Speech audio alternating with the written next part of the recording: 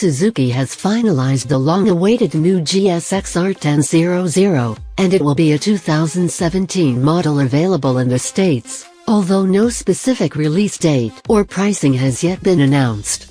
I visited the Hamamatsu factory in Japan for a sneak peek and, although I wasn't allowed to ride it, I can tell you why I believe this machine is likely to be the motorcycle to beat for 2017, and maybe beyond. Although most of the upgrades are somewhat predictable and merely bring the flagship Suzuki up to date, overall the claimed specifications tell us that the new GSX-R1000 will be more compact, more agile, and more powerful than its competitors in the inline 4 class. The 2017 Suzuki flagship will be available in 3 versions: a standard GSX-R1000 model with and without ABS, plus the GSX-R1000R with ABS. The top-of-the-line R version is aimed at superstock racers, track day junkies, and the hardest-core street riders.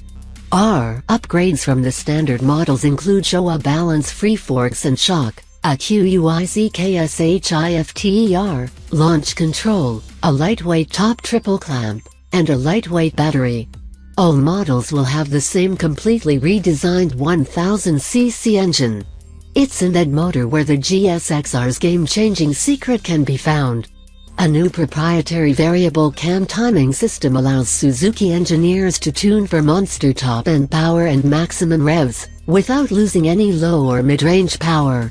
Until now, this simply wasn't possible. They say the best ideas are the simple ones and, without wanting to diminish the brilliance of what the Suzuki engineers have accomplished, it seems the senior VVT Suzuki Racing Variable Valve Timing is so elegantly simple, I'm amazed someone hasn't thought of it before. At any rate, it's clearly an idea that is long overdue. Suzuki has been using it in its motor engines since 2008, including the previous V4 GSV-R motor, and there have been 0 failures according to Suzuki. Essentially, it's a mechanical system that uses centrifugal force operating on ball bearings moving in angled slots to vary the cam timing. As the camshaft spins faster, centrifugal force slides each ball outwards in its slot, which in turn rotates the piece of the sprocket attached to the camshaft a few degrees.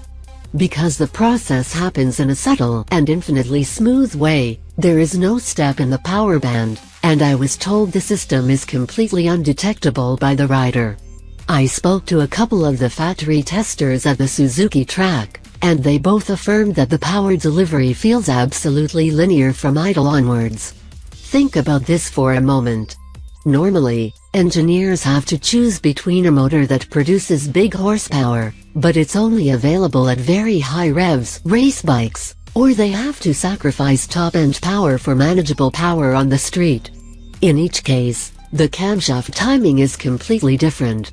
Because of this technology from Suzuki, it now means that in a racing situation, the GSX-R1000 will have competitive top speed on the straights, as well as loads of power coming out of the corners as well. Of course, this is purely conjecture at this point, but I think it's looking more than good for any riders that will be on Suzuki in 2017. The new motor is the familiar Screamer configuration that we're used to in the current GSX-R. Suzuki opted to stay with it rather than go to the uneven firing order motor it uses in Moto because, although those engines, Yamaha's cross-plan concept, for example, have superior traction feel at extreme Moto level power outputs, they have other challenges. Drawbacks to uneven firing order motors include being harder to make low and mid-range power, more vibration, a balancer shaft is needed, and increased frictional heat that requires higher cooling capacity. The latter two add complexity and a fair bit of weight. Considering all that, Suzuki opted to go with the standard firing order configuration.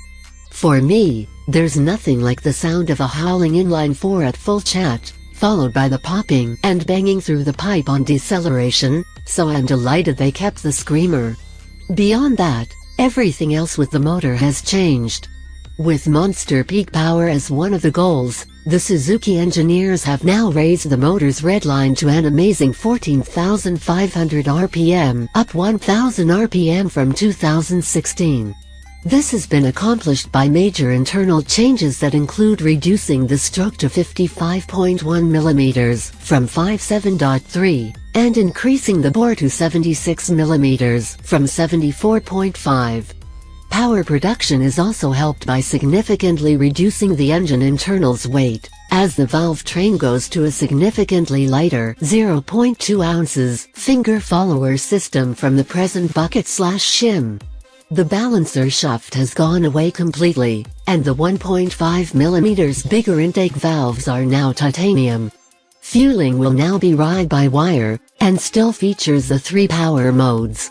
All 3 modes deliver full power and decreasing levels of aggression, with C mode recommended for city or wet weather riding. The airbox is segmented, with dual injectors for each cylinder. The primary injectors are in the normal locations and the induction tract, with secondary injectors on the roof of the airbox, pre-mixing fuel into the air. Stacked air intake funnels help with both maximum revs and low-down power. The servo-operated valves and the exhaust header balance tubes are closed for maximum mid-range, and then open wide for top-end power.